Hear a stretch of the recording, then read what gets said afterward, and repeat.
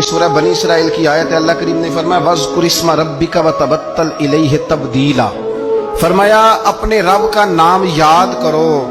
وَاذْكُرِ اسْمَ رَبِّكَ، اپنے رب کا نام یاد کرو۔ وَتَبَتَّلْ إِلَيْهِ تَبْدِيلًا، اور فرمایا سب سے کٹ کر اپنے رب کے ہو رہو، سب سے کٹ کر۔ وَتَبَتَّلْ، سب سے کٹ کر۔ اسلام کے اندر رہبانیت منع ہے کہ آپ سارا کچھ چھوڑ چھاڑ کے صرف اللہ کی بارگاہ میں بیٹھ جائیں، حقوق ضائع ہوں، یہ منع ہے۔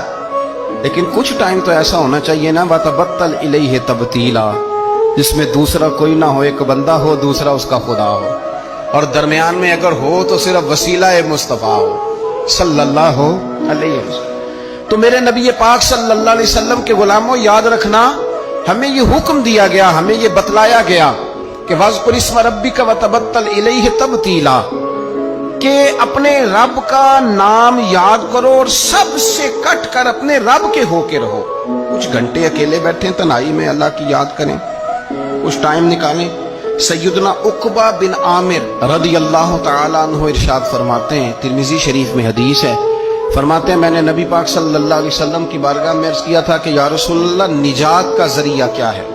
حضور نجات کا ذریعہ کیا ہے؟ نجات کیسے حاصل ہوگی؟ ہم بچ کیسے سکتے ہیں؟ تو نبی پاک صلی اللہ تعالی علیہ وسلم نے 3 چیزیں ارشاد فرمائیں، فرمایا یہ 3 کام کر لینا، اللہ تمہیں نجات عطا کر دے گا، تم بچ جاؤ گے دنیا اور آخرت میں۔ 3 کام۔ حضور کون کون سے؟ فرمایا ایک اپنی زبان کی حفاظت کرنا، دوسرا رسول کریم صلی اللہ علیہ وسلم نے فرمایا تمہارا گھر تمہارے لیے بہترین جگہ ہے، آوارہ نہ پھرنا، بلا وجہ نہ گھر سے نکلنا، بغیر سبب کے نہ گھومتے پھرنا، تمہارا گھر تمہارے لیے بہترین جگہ۔ تیسرا نبی پاک نے فرمایا جو خطائیں تم نے کی ہیں ان پہ رویا کرو، اللہ کی بارگاہ میں رویا کرو ان خطاؤں پہ۔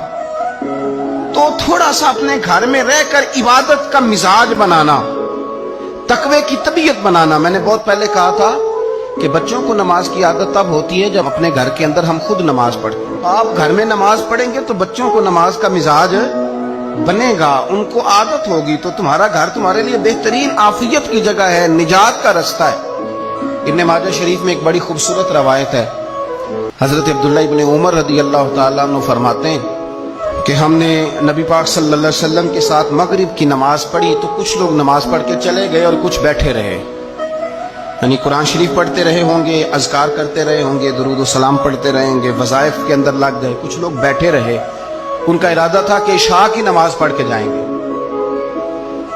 آپ فرماتے ہیں تھوڑی دیر کے بعد ہی نبی پاک علیہ السلام دوبارہ تشریف لے آئے۔ ایک دفعہ حضور مغرب پڑھا کے چلے گئے، پھر آ گئے، اور دوبارہ حضور اتنی تیزی کے ساتھ آئے کہ سانس مبارک نبی پاک کا پھولا ہوا تھا۔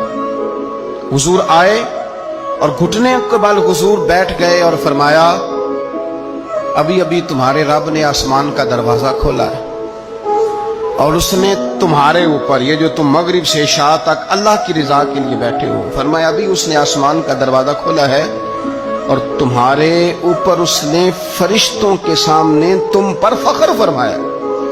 اور رب کریم نے فرمایا فرشتوں دیکھو میرے بندے، ایک فرض پڑھ لیا ہے اور دوسرے کے انتظار میں بیٹھے ہوئے، یہ دیکھو میرے بندے، خدا خود میرے مجلس میں، دیکھو میرے بندے، دیکھو ہم تو مائل بکرم ہیں، کوئی سائل ہی نہیں، راہ دکھلائیں کسے راہ رب منزل ہی نہیں۔ اور کہا تھا کہ کوئی قابل تو ہو، ہم شان کئی دیتے ہیں، اور میاں مانگنے والوں کو تو دنیا بھی نہیں دیتے ہیں، لیکن شرط یہ ہے کہ ہمارا مصلی کے ساتھ دل لگے، طبیعت لگے۔